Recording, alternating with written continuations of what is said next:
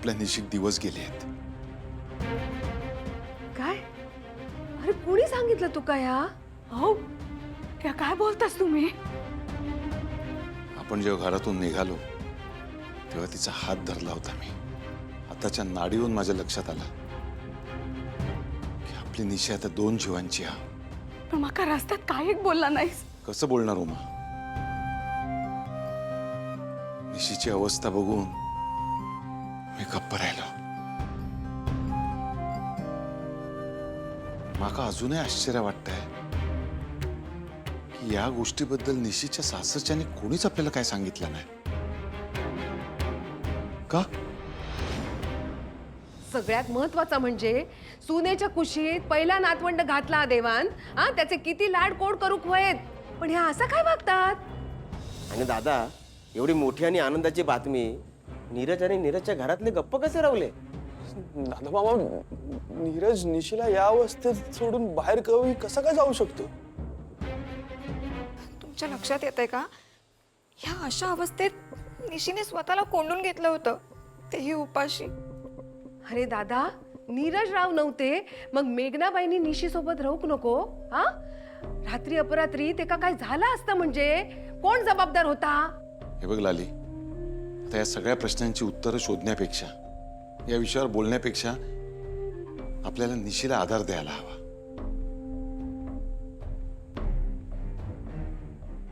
निशीचे सगळ्या प्रश्नांची उत्तरं देईल.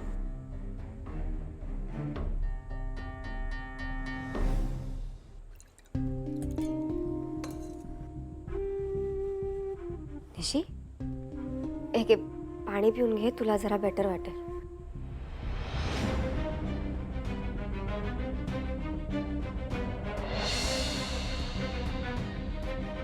नको घेऊ ती टॅबलेट. तुझं बाळ पडायचं औषध आहे ते.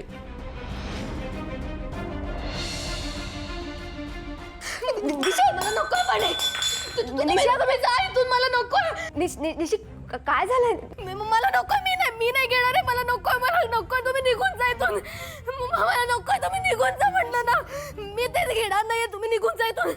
मी नाही घेणार आहे. तुम्ही निघून जा इथून. मला भीती वाटते. तुम्ही जा इथून. निशा, अगं ऐक.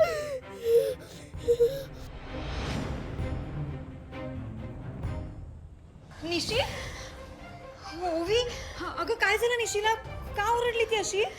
जो काकी, अगं मी तिला पाणी द्यायला गेले तर तिने माझा हात पुश केला आणि मी हे घेणार नाही एकदा सांगितलं ना असं ओरडायला लागली. काही कळत नाही काय होतं एक्झॅक्टली. या बघ बाळा, काय झालंय? बोल ना तू. तू तू तू काही बोललाच नाहीस तर आपका कसा कळणार काय झालंय ता? बोल ना बाळा.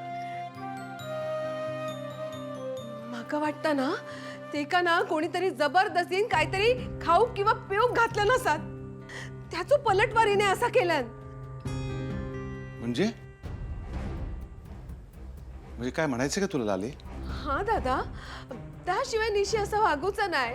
बघ ना, ते का कसलंच भान नाही. त्या अजून ना त्याच भीती खाली. हे लाली, उगाच काहीतरी पोरीसमोर बोलू नकोस. आधीच पोरगी घाबरलेली आहे. श्रीकांतराव, बरोबर बोलताय तुम्ही. आपण सगळे बाहेर जाऊया. चला चल ललिताई, चल आपण बाहेर जाऊन बोलू. चल.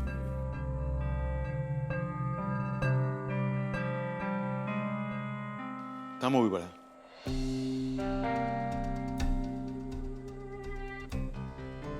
काय झालं दादा? ओवी, निशीला कसला तरी जबरदस्त धक्का बसला हे नक्की आहे. म्हणजे तुला काही नाहीये, पण तू तिला बोलतं करू शकतेस. म्हणजे तिच्या बाबतीत काय घडलंय हे तू तिच्याकडनं काढून घेऊ शकतेस. आणि मला खात्री आहे ती तुला सगळं सांगेल. करशील एवढं? खरा ओवी, संपूर्ण प्रवासात तर आमच्याशी एकही शब्द बोललेला नाही. कदाचित आई वडील म्हणान आमच्याशी बोलायला ते का संकोच वाटत असतात. तुम्ही दोघे एकाच वयाच्या असात. तू तिच्याशी बोलून बघ. ती तुझ्याजवळ मन मोकळं करीत. दादा, मावशी, तुम्ही काळजी करू नका. मी बोलते तिच्याशी, ती सांगेल मला सगळं. करते मी प्रयत्न. आपण सगळे मिळून तिला ह्यातनं बाहेर काढूया.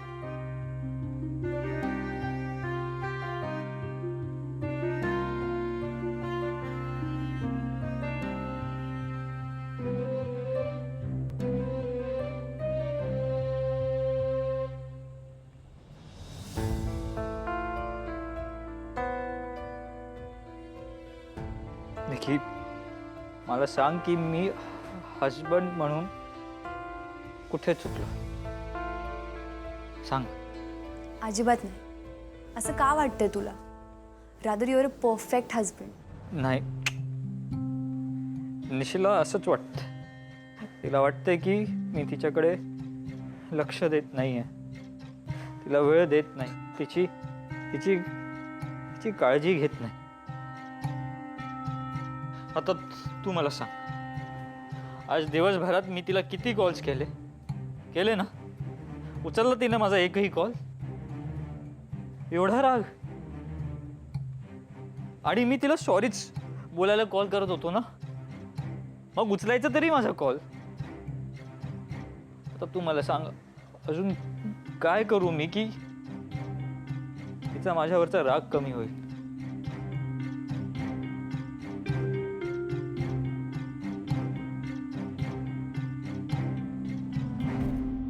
हे बघ नीरज, तुला माझ्या बोलण्याचं मे बी वाईट वाटेल. I don't care, but you have to accept the facts. म्हणजे अरे निशी तुझ्यासाठी कधीच आयडियल पार्टनर नव्हते. रदर नाही आहे. ती मुलगी वाईट आहे असं मला नाही म्हणायचं आहे, पण तिच्या आणि तुझ्या लाईफस्टाईलमध्ये, कल्चरमध्ये खूप डिफरन्सेस आहेत. तुम्ही ज्या ॲटमॉस्फिअरमध्ये वाढलात त्यातही ह्यूज डिफरन्स आहे. निशी कधीच तुझ्या लाईफस्टाईलला समजून घेऊ शकत नाही. तुमच्या दोघांचंही जग एंटायरली वेगळं आहे. एकमेकांच्या जगात तुम्ही कधीच कायमचे फिट नाही होऊ शकत. त्यात ती घरातून कधीच बाहेर पडली नाही आहे, त्यामुळे तिला बाहेरचं काम, कल्चर यातलं काहीच नॉलेज नाही आहे. म्हणून तर तू कितीही कामात असताना ती तुला सतत कॉल करून त्रास देत असते.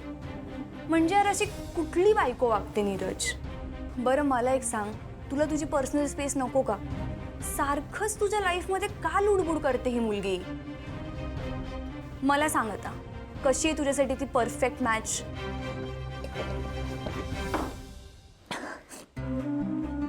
की अगं, आमचं एकमेकांवर खूप प्रेम आहे आणि प्रेमाचं आणि ह्या गोष्टींचा काय संबंध? काय संबंध म्हणजे? मला सांग, प्रेम आहे ना? मनीषी इतकी इन्सिक्युअर काय आहे? अरे आपण 4 दिवस बाहेर गेलो होतो, तेही ऑफिसच्या कामासाठी. तर तिने तू परत घरी येण्याची वाटही नाही बघितली का? ती तुझे फोन कट करत होती सारखे. स्वतःहून एकदाही तिने कॉल केला नाही. आणि सगळ्यात इम्पॉर्टंट, तुला काहीही न सांगता तिने तिच्या आईवडिलांना बोलवून घेतलं आणि त्यांच्यासोबत निघून गेली. का? हेच प्रेम आहे तिचं तुझ्यावर? हाच विश्वास आहे? आणि तुझ्या कल्चरचा जर इतकाच प्रॉब्लेम होता तिला, तर मग तुझ्यासारख्या शहरी मुलाच्या प्रेमात पडण्याआधी तिने हा विचार करायला हवा होता. तिला तुझ्यासारखा श्रीमंत मुलगा कुठे भेटला नसता ना, म्हणून ती तुझ्या प्रेमात पडली. मग काय तिच्यासाठी त्या छोट्या गावात तू आयुष्यभर राहायला हवंयस का?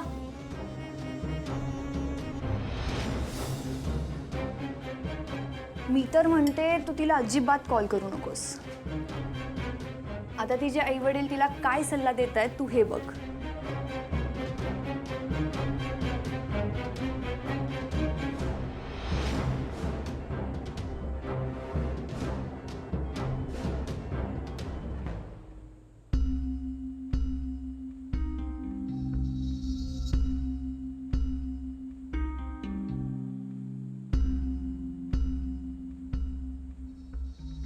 निशी, निशी काय झालंय? इथून हसत खेळत हॅपीली गेलेली निशी अशी अशी इतकी डाऊन का झाली आहे? काय झालंय निशी? काय प्रॉब्लेम आहे? तुला तुला सिटी लाईफ आवडलं नाही का? बट नाही, तसं पॉसिबलच नाहीये. तू इतकी चांगली आहेस की तू कुठेही कशीही ऍडजस्ट होऊ शकतेस. I know. मग काय इश्यू आहे? कसलं टेन्शन घेतलंयस का? कोणी काही बोललं का तुला तिकडे? निशी, तू मुंबईत हॅपी आहेस ना? निशी, नीरज सोबत भांडण झालंय का? तो काय रागात काही बोलला का तुला? हा, प्लीज प्लीज सांग ना मला. निशी, ओके फाईन. तुला बोलायचं नसेल तर मी तुला जास्त फोर्स नाही करणार. बट निशी, please keep this in your mind.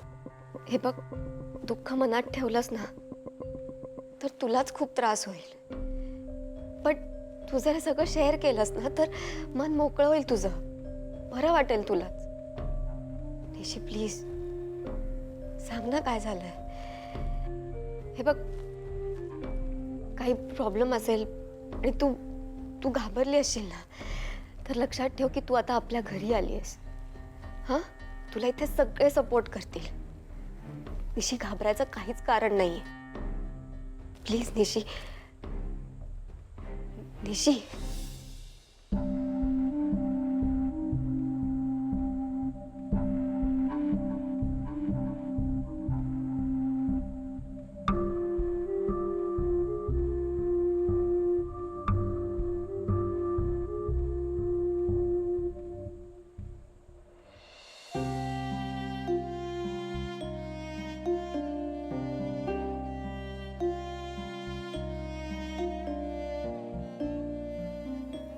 ओवी,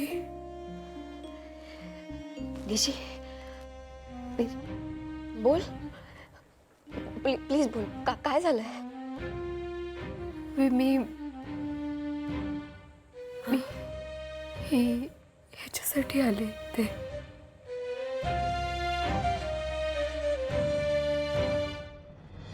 साहिल, साहिल, एक मिनट. कहाँ जा रहे हो तुम? अरे मेरी पूरी बात तो सुन लो. मेघना, तुम अंदर जाकर सो जाओ, मुझे जाना है. जाना है? कहाँ जाना है? वो तुम्हें मेरे जाने के बाद पता चल ही जाएगा. किती वाजले बघितलेस का तू? अरे बट तू कुठे चाललास हे तरी सांग मला. देखो मेघना, निशी जैसी समझदार लड़की ऐसे बिना कोई वजह बताए चली गई. ऐसा क्या हुआ जो उसको यहाँ से जाना पड़ा? और ये तुम मुझे बताने वाली तो नहीं हो. तो फिर मेरे पास दूसरा रास्ता यही है कि मैं खुद जाकर निशी से पूछ लेता हूँ. मेघना, जरा सोचो, उसके आई बाबा यहाँ आकर उसे ले गए और तुम्हें कुछ फर्क नहीं पड़ता. देखो, मुझसे ऐसे बैठा नहीं जाता, तो मैं खुद जाकर वहाँ पता करता हूँ. हे बघ साहिल, मला इतकंच माहिती आहे की तिचं आणि नीरजचं भांडण झालं होतं आणि त्यानंतर नीरज घरातून निघून गेला होता. मग मे बी ते दोघं एकमेकांशी बोलत नव्हते. नहीं मेघना, जितना मैं निशी और उसके आई बाबा को जानता हूँ ना, तो मैं दावे के साथ कह सकता हूँ कि बात इतनी सीधी सादी भी नहीं है जितनी तुम बता रही हो. बरं ठीक आहे. तुला माझ्यावर विश्वास नाहीये ना? मग नीरजला विचार. त्याच्यावरती तरी आहे ना तुला विश्वास? नाहीतर मग निकीला विचार. ती तुला सगळं सांगेल की त्या दिवशी निशीने किती तमाशे केले होते ते. मग तर विश्वास बसेल ना तुझा? बरं ठीक आहे, आता घरात चल. उगाच बाहेर सीन नको क्रिएट करू. चल. लेकिन मेघना, निशी. अरे निशी जंगलात गेली नाहीये. अरे ती तिच्या माहेरी गेली आहे. 2 दिवस तिच्या माणसांबरोबर राहील, मिसळेल आणि झालं गेलं ते सगळं विसरून जाऊन ती परत येईल. आणि साहिल, बच्ची आहे वो. कुठे कसं वागायचं नाही तिला समजत. बालिश आहे म्हणून डोक्यात राग घालून निघून गेली इथून. तुम टेंशन मत लो, येईल ती परत.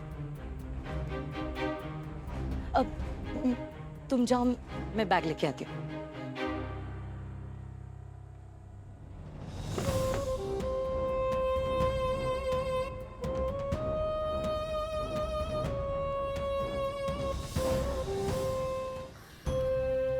ह्याच्यासाठी म्हणजे माझ्या बाळासाठी. ओवी, ओवी, ओवी, माझ्या बाळाला धोका आहे. ओवी, मी मी नाही जाणार तिकडे. माझ्या बाळाला धोका आहे. मला भीती वाटते. मी नाही जाणार तिकडे. हो शांत हो, शांत हो, शांत हो. हे बघ मला नीट सगळं एक्सप्लेन करून सांग. हां शांत हो आणि नीट सांग काय झालंय. काही दिवसांपूर्वी मला चक्कर आली. म्हणून डॉक्टर घरी आले आणि तपासून गेले. तेव्हा त्यांनी मला सांगितलं की सगळ्यात आधी कॉंग्रॅच्युलेशन्स, तू आई होणार आहेस. मला खूप आनंद झाला. मला असा आनंद ना आयुष्यात कधीच झाला नव्हता. तेव्हा मी त्यांना सांगितलं की ही बातमी ना मी सगळ्यात आधी सरांना देणार आहे. मी त्यांना सांगितलं तुम्ही कोणाला सांगू नका, मी सगळ्यांना सांगेन घरात. पण आईने डॉक्टरांना फोन करून सगळं वदवून घेतलं. मी सांगते, पण हे माझ्याकडून समजले हे त्यांना सांगू नका. लेटर एन्जॉय हर moment. Doctor, seriously? Yes, you are right. She is pregnant. मी त्या दिवशी टेस्टला गेले होते. तेव्हा आईने मला कसल्या तरी गोळ्या दिल्या.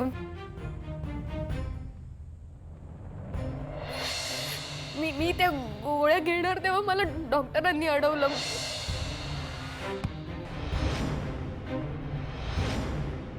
डॉक्टर?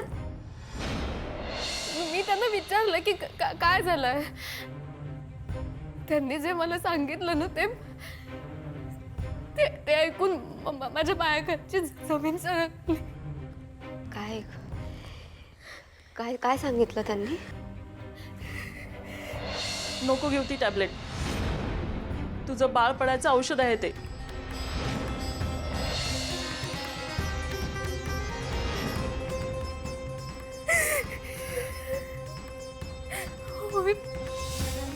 मी आणि असं बाळ दोन्ही नको. त्यांना म्हणजे कोण? बोल. मिसेस सचदेव, तुझ्या सासूबाई, त्यांनीच या गोळ्या तुला द्यायला सांगितल्या होत्या. हे सर्व त्यांनी घडवून आणलंय. सरांच्या आईंना त्यांचं असं म्हणणं आहे की मी त्यांच्या फॅमिलीत मिस फिट आहे. ओवी, सरांचं आणि माझं त्यांना लग्न करून द्यायचंच नव्हतं. त्यांना त्यांच्या पसंतीची मुलगी सरांसाठी करायची होती. पण सरांचा या गोष्टीला विरोध होता ना, म्हणून त्यांनी जबरदस्ती आमचं लग्न लावून दिलं. पण आणि माझ्या आता पोटात बाळ आहे कळल्यावर त्यांना ते बाळ जन्माला येऊच द्यायचं नाही अगं. कारण त्यांना मी सून म्हणून पसंतच नाहीये. होय, त्यांनी मला धमकी दिली अगं. तर तुला तुझ्या पोटातल्या बाळाची काळजी असेल तर माझ्या मुलाला कायमची सोडून जा. तू काय बोलतेस? I don't understand. तिथे खरीच अशी लोक आहेत? माझाही विश्वास बसत नव्हता. पण आईंनी स्वतः या सगळ्या गोष्टी त्यांच्या तोंडाने कबूल केल्यात अगं. पण निशी, तू सगळं नीरजला का नाही सांगितलं? त्याने ऍटलीस्ट काहीतरी केलं असतं ना. सांगण्याचा खूप प्रयत्न केला ग.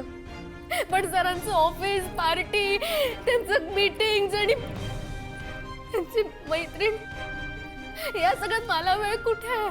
मला वेळ नाहीये ना. मग मी तिथे कोणाच्या भरोशावर राहणार होते ओवी?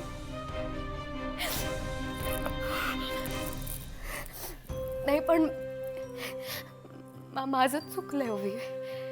मी एका साध्या गावात वाढलेली मुलगी, हायफाय कुटुंबात जाणार. मला नाही लग्नाच्या आधी विचार करायला हवा होता ना याचा. अगं हो, बघ ना, नाहीतर माझ्या बाळाला धोका निर्माणच झाला नसता. माझ्या बाळाच्या जीवावर कोणी उठलंच नसतं ना. ओवी, आईंनी मला धमकी दिल्यावर माझे हातपाय गळून गेले अगं. पण बघ ना, त्या देवालाच माझी काळजी आहे. त्यांनी आई आणि दादांना तिथे पाठवलं. नाहीतर मी या सगळ्याला कशी सामोरे जाणार असते ग.